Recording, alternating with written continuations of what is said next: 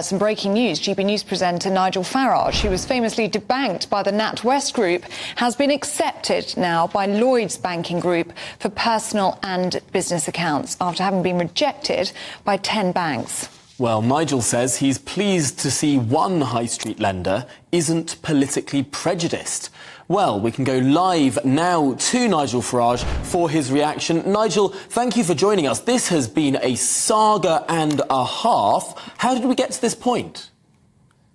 Well, I'm afraid that what's happened over the course of the last few years is that our corporate world has become increasingly politicised. The D&I agenda, the diversity and inclusion agenda, and banks and other organisations signing up to some organisation called B Corp. And unless you agree with their woke philosophy, you are very much in danger of being debanked. And that's exactly what happened to me.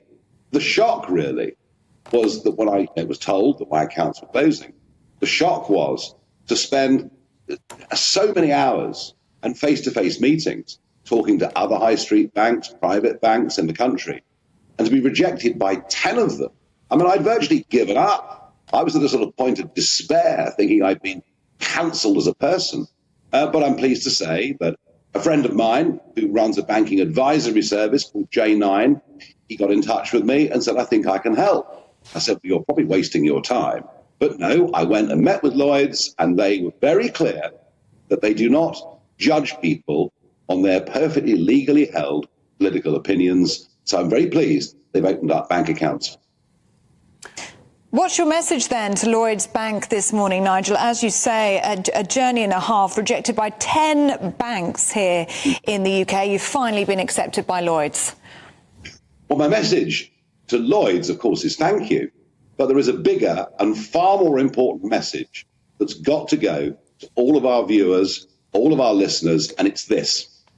I know it's aggro, I know it's time, I know it's a terrible bore, but I would recommend every single person in this country to have more than one bank account, especially if you're a business, because I'm one of 1 million people who've had their bank accounts closed over the course of the last 4 years. You may be sitting at home thinking this can't happen to you, but it can. So please get other bank accounts.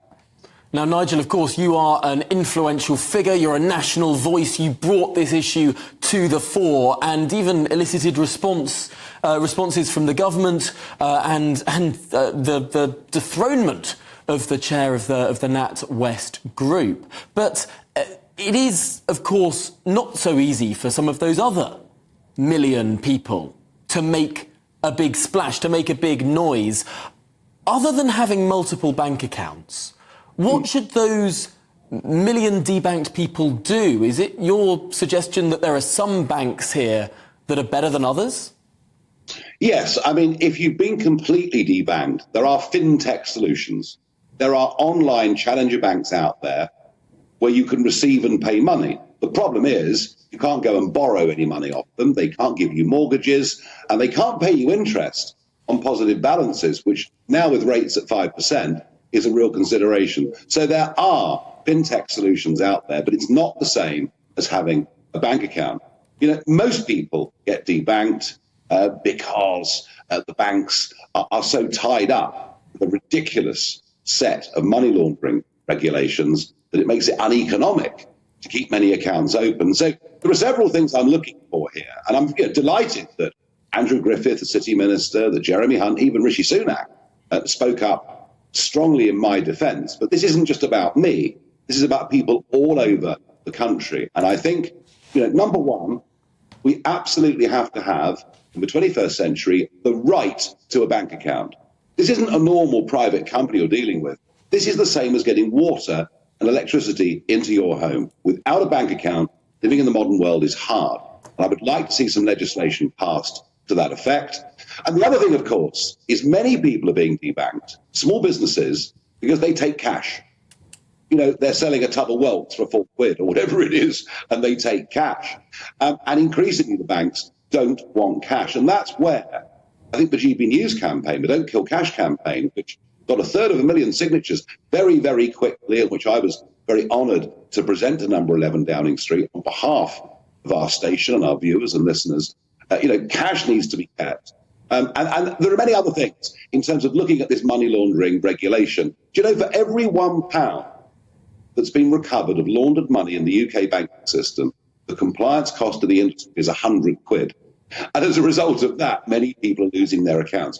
I'm thrilled with what the government have said. They've got a year left in office. They now need to do something and kick the FCA, the regulator, very hard into action.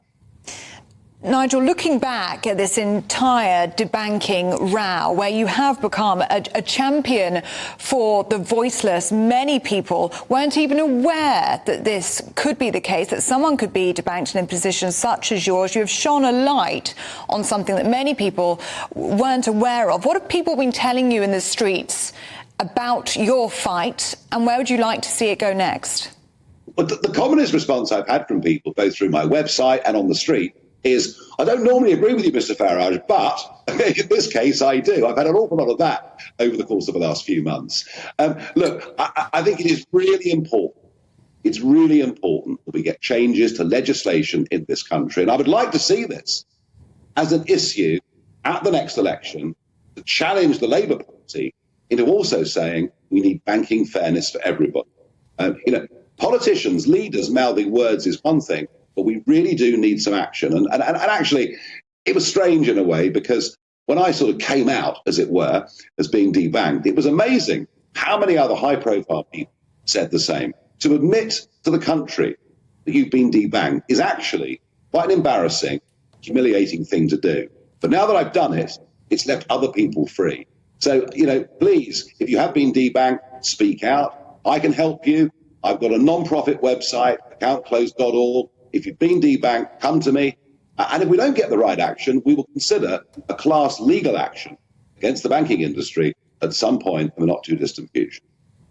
Well, Nigel, thank you so much for bringing us that breaking news right here on GB News. This, of course, is an issue that goes beyond party divides. We've heard everyone from Nigel Farage to Gina Miller be affected by this scandal. And Nigel, I suppose congratulations for your part, at least, in this horrendous situation being brought to a close today. Thank you for speaking with us.